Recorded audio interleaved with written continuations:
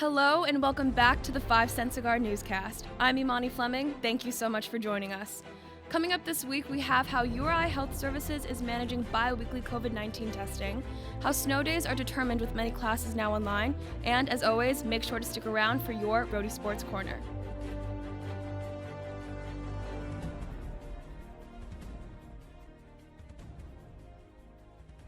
Following guidance from the Rhode Island Department of Health, URI has implemented bi-weekly COVID testing for all students this semester. We spoke with Health Services to find out exactly how they're enforcing this new mandate. Evan McAlice has the story. Since implementing a bi-weekly COVID testing strategy at the beginning of the semester, URI is testing up to 1,800 people every day. I think it's going amazingly well. We celebrated this week 100,000 tests, which is really impressive of this institution. Testing is currently being run daily from 8 to 4 at the Memorial Union, as well as a recently added site in Providence on Wednesdays. Students are asked to test on a bi-weekly basis, with the exception of groups like nursing students, student athletes, and students in Greek life who are asked to test more frequently. But within this 2-week time frame, students are asked to test as frequently as they feel comfortable. There is no barrier to testing. We have some students who feel most comfortable testing once a week, and that's okay as well. There is no checks and balances for those testing more frequently. The concern we have is those students who are coming onto campus and not testing at all. Students who are unable to get tested at their designated times are asked to come any other time that week. Additional missed tests will result in a warning from the university and then a referral to the Dean of Students to review a potential conduct case. So asking students to select a convenient testing time was just a way for us to help manage some of that flow.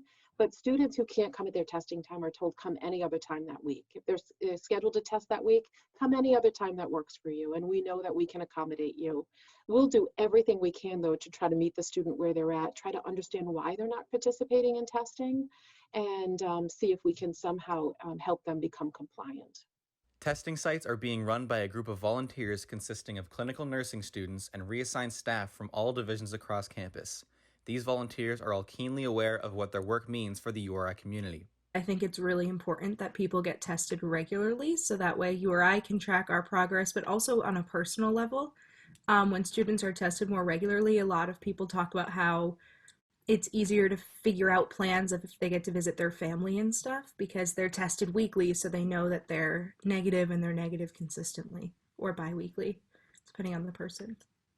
Thanks to these volunteers and this efficient testing strategy, the university is feeling more confident in their COVID response efforts than ever before. I think URI has been doing a really good job with what they've been given. They've created a really strong system. So even when it seems like the line is really long, it moves really quick. This health center could not have done it without these people stepping up. We just don't have the resources, right? We have barely enough to see the students we need to see on a daily basis doing telehealth and in-person visits. But the work that the individuals have, the time that they've devoted to this has allowed us to be successful. Reynolds also noted that she is happy with the current low positivity rate, which she said is a direct result of students following COVID safety guidelines.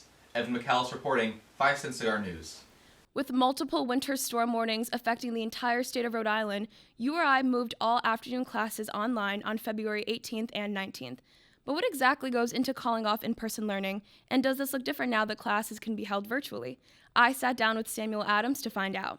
On Thursday and Friday of last week, URI Communications released a statement saying the majority of classes were to be held online following a forecast of up to 6 inches of snow. Director of Emergency Management and Department of Public Safety Samuel Adams tells us more. It's the provost who is the one with the authority to make the decision to cancel classes or go online. And so we would, if it was a really major storm, we'd have a big conference call, but ultimately it always wound up being a small group that involved the provost's office, communications and marketing, emergency management, and facilities operations. And human resources in some cases to make the decision. And it was tough because we lose a lot when we cancel classes. It's a lot of time that's got to be made up, and you can't easily make that up. According to the university's weather protocol, the safety of roadways and local weather reports are all tracked at least 24 hours before all storms. Concern is a combination of things. Obviously, it's on our own campus, we want people to be safe in terms of driving on campus, the roadways, the parking lots, being able to walk around safely, get in and out of buildings. And a storm like this is particularly tricky with that. But we also are cognizant that people have to get to and from the campus. And that includes on days where we might have an early release from in-person classes, doing it so there's actually enough time for people who are going maybe to the northern part of the state to actually get from Kingston home safely before conditions get bad. Adams says things like power outages across the state and access to the internet will always be taken into consideration now that many classes are held virtually. With the pandemic, we now have a really amazing setup for doing remote learning. And I won't say it's easy to shift gears at the last minute, because it does take some work for the faculty. If they had a lesson plan, or particularly if it was a lab or something, just like we factor in for in-person classes, people can safely get to campus. Can they get online to do remote learning? There's no point in having a day of remote learning if people can't actually access it. According to Adams, URI will remain diligent in the process of calling snow days and continue to do so with all community members in mind. And now over to Aniekan Okon with your Rhody Sports Corner. Imagery of athletes at protests and using their platforms to fight for social change dominated the news cycle this past summer. In an effort to continue this fight, female minority athletes in the Atlantic 10 Conference created Athletes Driving Change, an organization looking to make social change by eliminating social injustices towards people of color.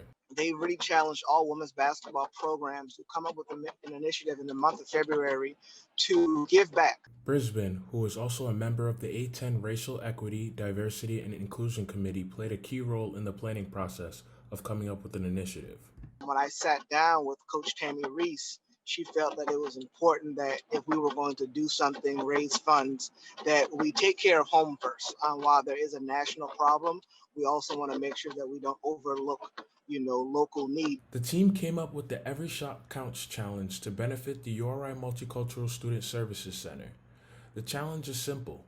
Pledge any dollar amount for every three-pointer and or free throw the team hits this Friday against Richmond, and 100% of the proceeds will go to the URI Multicultural Student Services Center. Coach Tammy Reese voiced her appreciation for what her players and other players around the conference are doing. Not only am I proud of my players, I'm proud of all the student athletes throughout the campuses that are trying to have their voices heard, stand up for what's dear to their heart, and it's what college is all about, is finding your voice and what you believe in and standing for it. MSSC directors Joshua Segui Rodriguez and Bobby Brito Olivero hope to use whatever is raised to help with programming for multicultural students at URI. We could definitely use that money towards various initiatives, book awards, scholarships. In the past, the multicultural org were able to go to the African American History Museum in DC. That's costly.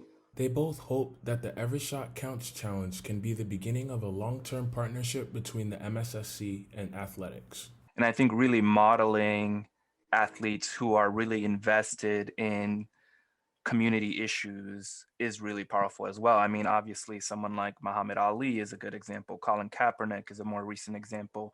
And so to me, it's really cool to see like the ways in which the MSSC and athletics can start to work together. A lot of times, everybody works in their own little silos. You know what I mean? In athletics, Joshua mentioned the duality of being a student and an athlete, but a lot of times they're in their own little community, and students of color and multicultural orgs are in theirs, and they don't often overlap. So it's good to see that's happening and then utilizing their platform to, again, highlight the MSSC. Well, I hope we raise well over $1,000. That was the minimum goal I kind of set our sights on, but if we can get up there to $1,500, $2,000, $2,500 for the MSSC, I would be very happy. Any amount I'm sure they would be thankful for, but I'd like to give them a good chunk of change that could help them and develop some initiatives on campus and just help them help students. As of Tuesday afternoon, over $300 has been raised in the Every Shot Counts challenge. Donations will continue to be accepted until the end of Friday's game. Reporting inside the Multicultural Student Services Center, I'm Aniekan Okon, 5 Cent Cigar Sports. According to URI's COVID-19 tracker, for the week of February 16th through the 21st, there have been 79 positive cases with a 1.57% positive test rate. That's all we have for you this week at the 5 Cent Cigar Newscast. Stay safe, Rhodey.